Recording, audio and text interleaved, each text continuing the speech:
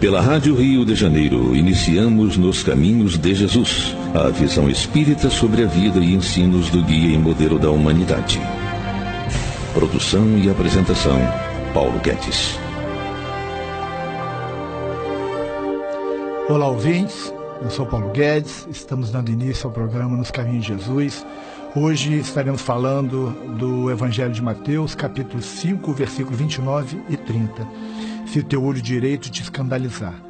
É uma passagem bem interessante. Eu vou ler aqui para a gente poder se localizar e depois vamos pegando pedaço a pedaço e discutindo eles. Portanto, se o teu olho direito te escandalizar, arranca-o e atira-o para longe de ti. Pois te é melhor que se perca um dos teus membros do que seja todo o teu corpo lançado no inferno. E se a tua mão direita te escandalizar, corta e atira para longe de ti, porque te é melhor que um dos teus membros se perca do que seja todo o teu corpo lançado no inferno. A gente tem uma passagem até bem forte, né? Arrancar membros, né? São duas coisas aí que é interessante de observar. A questão de Jesus colocar radicalmente a questão de que se um membro teu te é motivo de escândalo para você arrancá-lo, e outro é a questão do inferno, né? São duas questões que a gente precisa estar debatendo para que possamos realmente entender o que Jesus quis dizer com isso, né? A gente não pode levar tudo ao pé da letra. Se a gente levar de forma literal, o entendimento dos ensinamentos de Jesus ficam dificultados. Então, a gente procura sempre buscar a tradução, buscar o contexto da época, a historicidade de Jesus, para que o entendimento fique mais ampliado e a gente realmente compreenda aonde Jesus quis chegar com cada uma dessas colocações. A colocação alegórica de ser preferível arrancar um olho ou cortar a mão do que perder todo o corpo deve ser visto como a necessidade de fazermos todo o possível para não deixarmos que os nossos vícios morais venham à tona e nos sejam motivo de perdição. Todos nós carregamos ainda diversos vícios morais.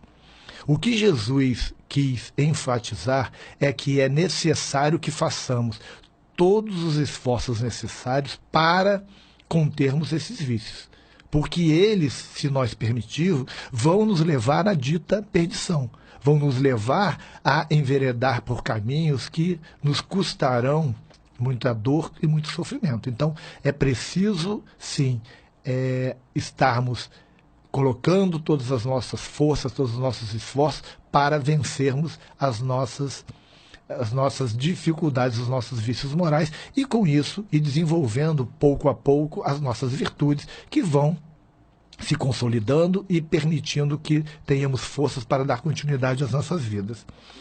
No versículo 29 e 30, Jesus mostra que nos é vantajoso sacrificar algo, mesmo aquilo que tivermos de mais precioso, como o olho direito ou a mão direita, para atingir o objetivo que é a obediência à vontade de Deus. Ele mostra que essa vantagem não inclui apenas as considerações desta vida terrena, mas também a vida de além-túmulo. Porque quando nós estamos falando de conter as nossas dificuldades, conter os nossos vícios, nós estamos projetando uma vida melhor para o mundo espiritual. Porque sabemos que cada uma das nossas atitudes, de alguma forma, elas ficam registradas no nosso perispírito, nas nossas consciências, e vão ser balizadores da nossa condição no mundo espiritual. Então é fundamental que, durante a vida, estejamos atentos, lembrando do orar e vigiar, que Jesus sempre nos orientava, né? A gente precisa estar em oração, né, para nos mantermos numa faixa vibratória equilibrada, e o vigiar, estar atento às nossas próprias atitudes, às nossas tendências, às nossas paixões, para que não cometamos desvios, erros que vão proporcionar problemas na nossa reentrada no mundo espiritual. Então, é importante que em cada uma das nossas atitudes nós estejamos conscientes daquilo que estamos fazendo e das consequências que podem advir dessas nossas atitudes. É fundamental o homem estar consciente da sua própria vida, porque senão fica muito difícil. Jesus diz, né, levar a pecar, leve a pecar, né, as nossas, se a tua mão direita ou o teu olho direito te levar a pecar, te levar ao escândalo. O que quer dizer? No grego é escandalizó, ser motivo de tropeço. O termo escandalon refere-se ao mecanismo que faz funcionar uma armadilha. Era um mecanismo que se usava naquela época para fazer caça, né? Então era uma armadilha e era como se fosse o gatilho da armadilha. Esse termo quer dizer assim. Então Jesus, que ele está dizendo, se a tua mão direita ou o teu olho direito é o motivo dessa armadilha para você enveredar num erro, então você tem que desarmar isso, mesmo que seja necessário extirpar essa armadilha da tua vida. A gente encontra isso também relatado em Romanos, no capítulo 11, versículos 9, no 14, versículo 13, e na primeira carta de João, no capítulo 2, versículo 10, e no Apocalipse, capítulo 2, versículo 14. Esse termo, escandalon, está inserido em várias partes do Evangelho, dando essa noção de o gatilho de uma armadilha para a nossa própria vida. Então, é importante que nós estejamos extremamente atentos. Quais são as armadilhas que eu carrego comigo? Quais são as minhas tendências? O que me motiva a agir da forma que eu ajo? A gente tem que se conhecer. Se eu não entender o que me faz cometer alguns deslizes, eu não vou conseguir combater isso nunca. É importante, primeiro, o indivíduo buscar uma introspecção, fazer uma análise da sua própria vida, se conhecer, identificar quais são as suas tendências, quais são os seus pontos fracos, para aí sim trabalhar para vencê-los, para eliminá-los ou bloqueá-los de alguma forma. Porque se eu não me conheço, como é que eu sei quais são as armadilhas que estão no meu dia a dia, que eu mesmo estou armando para mim? Eu preciso saber disso. Eu preciso saber se, por acaso, eu tenho atitudes violentas, o que motiva a minha violência? Se eu tenho atitudes que me levam à promiscuidade, o que me motiva a ir para a promiscuidade? Se eu tenho, por exemplo, a maledicência, o que me leva a agir assim? Preciso entender esses mecanismos e extirpá-los da minha vida. Jesus fala, tirar o olho, se for preciso, tirar a mão, se for preciso. Eu preciso identificar primeiro o que é isso. Porque se eu não conhecer a mim mesmo, como é que eu vou planejar a minha transformação moral? Não há como transformar aquilo que eu não sei. Essa história de que a partir do ano que vem minha vida será diferente, no fim do ano a gente vê muitas promessas desse tipo. Ano que vem tudo vai mudar, eu vou fazer tudo diferente. Daí vai mudar em quê? O indivíduo não sabe. Se não sabe o que ele precisa mudar, ou o que ele planeja mudar, ele não vai mudar. Porque não se faz nada sem planejamento. A gente vê nas grandes empresas o planejamento estratégico. As empresas se preparam para investir, para alcançar determinados objetivos. E ela analisa todas as forças contrárias e os pontos fortes que a empresa tem para conseguir chegar a esse objetivo. E faz planejamento para, se ocorrer algum desvio, de que forma ela vai corrigir isso. Na nossa vida é da mesma forma. Quando eu planejo melhorar em algum aspecto, eu preciso identificar quais são as dificuldades que eu tenho para vencer isso. Quais são os meus pontos fortes que eu devo investir para consolidar essa posição. E a partir daí, começar a agir sabendo que, se houver algum desvio, qual é o caminho que eu devo tomar para reencontrar o caminho. Esse é o processo. E isso é que Jesus está nos alertando, que a gente precisa, de alguma forma, planejar as nossas próprias vidas, para que alcancemos a reforma íntima, para que alcancemos a felicidade que tanto sonhamos. Todos nós sonhamos com a felicidade, mas muito pouco fazemos para alcançá-la. A gente quer que a felicidade caia do céu. E, na realidade, a felicidade não cai do céu. Ela é fruto das nossas conquistas. Vamos dar continuidade. Jesus tem uma outra frase: perca um dos teus olhos. Nenhum sentido seria melhor viver esta vida sendo cego ou lesado que perder a vida eterna.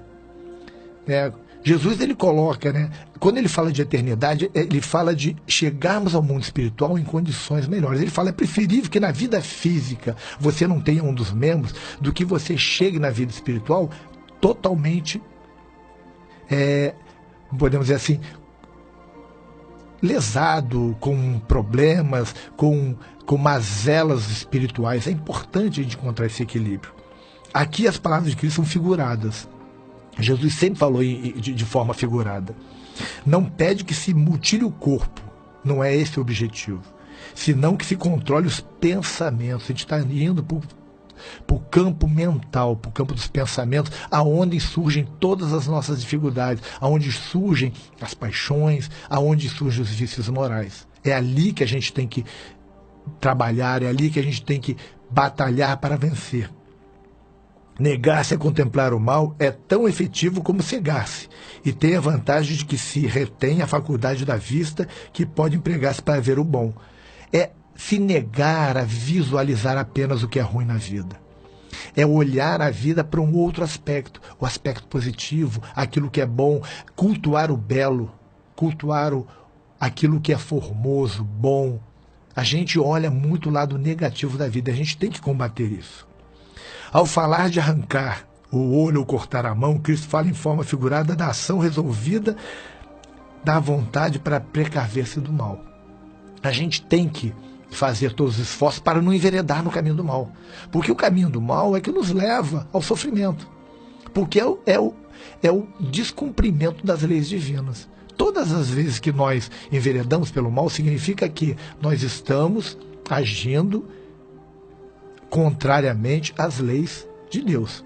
E onde é que estão as leis de Deus? Estão na nossa consciência, como a gente encontra no Livro dos Espíritos, e também no Evangelho de Jesus. O Evangelho de Jesus é uma síntese das leis divinas.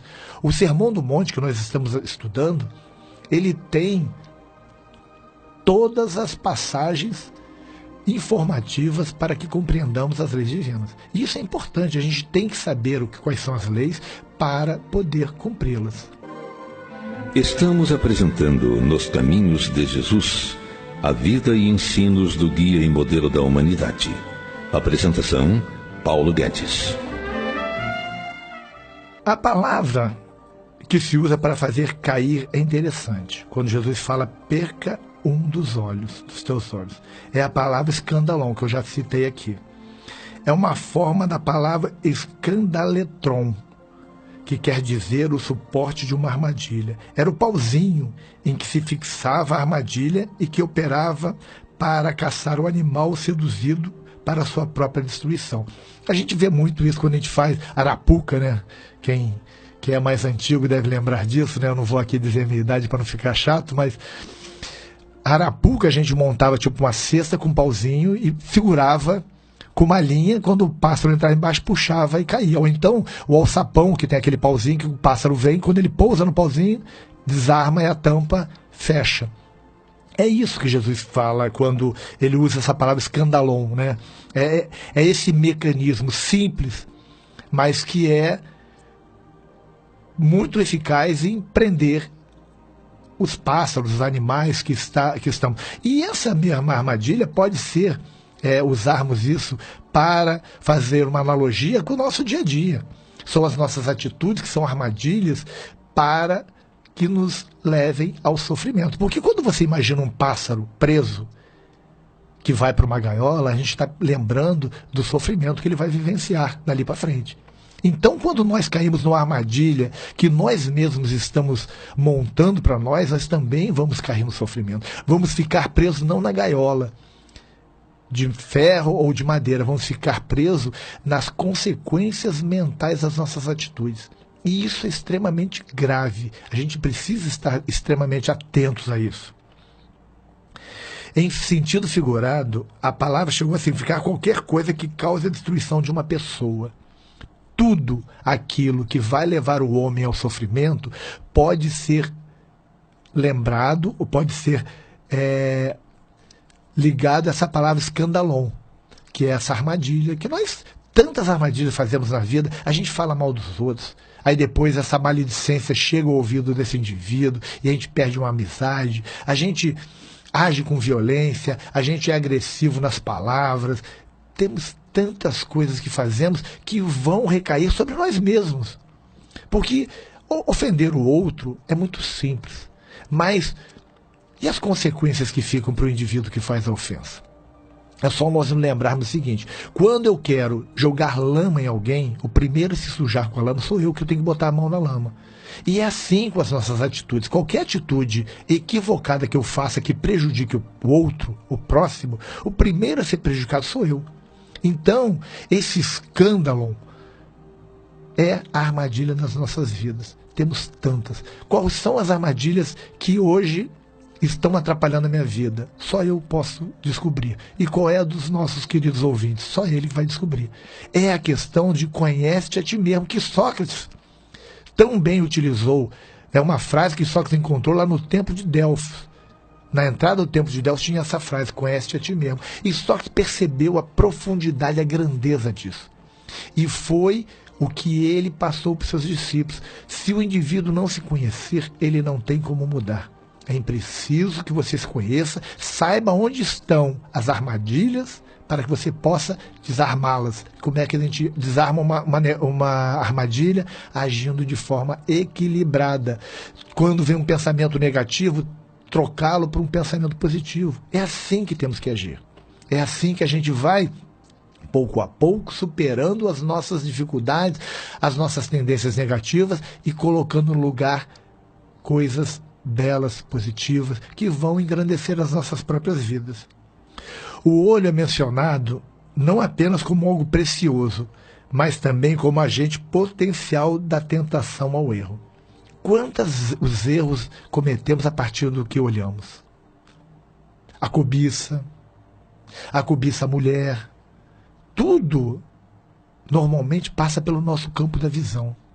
A vista é fundamental, porque através da própria visão é que a gente vai identificar a qualidade das nossas vidas. Lembra que Jesus fala, né? Se o teu olho for bom, quão bom será a tua vida, mas se o teu olho for mau, a tua vida será repleta de coisas ruins. Porque aquilo que entra através da visão, ela de alguma forma transforma a química do nosso cérebro e nos leva a vivenciar aquilo. O Emmanuel, no livro Religião dos Espíritos, na página Na Hora da Crise, ele fala: o olho que vê assemelha-se à coisa vista.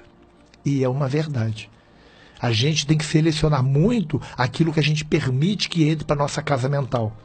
Não que a gente não vá ver as coisas negativas, mas quando a gente olha uma coisa negativa, a gente automaticamente tem que substituí-la por uma coisa positiva. Lembrar de alguma coisa positiva, porque o nosso cérebro, ele não tem a capacidade de distinguir o que é pensamento do que é realidade. Isso, a neurociência hoje comprova isso. Se o cérebro não tem como fazer essa distinção, se eu vejo uma coisa negativa, eu automaticamente penso numa positiva e o cérebro ele vai substituir, porque ele não consegue identificar. Por isso que os medos, normalmente, eles levam o indivíduo a perder grandes oportunidades. A pessoa às vezes vai para uma entrevista, por exemplo, de emprego, e ela vai com tanto medo que o cérebro começa a identificar aquilo como uma coisa, aquele emprego como uma coisa tão negativa que boicota o indivíduo para que ele não entre, porque ele não consegue identificar o que é. Isso os cientistas nos falam. Então, é importante que a gente comece a selecionar aquilo que estamos vendo. Inclusive nas nossas casas, através da televisão. Olhamos tanta coisa, deixamos tanto lixo entrar na nossa casa através da televisão e aí vamos contaminando. E inclusive através da rádio. Por isso que é importante ter uma rádio como a nossa Rádio Rio de Janeiro, que é a rádio da fraternidade, né? Que é uma rádio que toda a família pode ouvir, porque são programas selecionados. Você não encontra propagação de coisas negativas na Rádio Rio de Janeiro. As nossas notícias são muito bem selecionadas. A gente comenta alguns fatos que não são bons, que são importantes como informativo, mas a gente sabe modelar cada uma das informações para que não prejudiquem a casa mental dos indivíduos e nem a psicosfera dos seus lares. Isso é importante. A Rádio Rio de Janeiro, por isso que ela tem que ser cuidada, preservada e ampliada para alcançar cada vez mais lares pelo nosso Brasil, pelo mundo. Talvez seja perder uma coisa preciosa para ganhar outra mais preciosa, que é a evolução espiritual e a conquista da felicidade.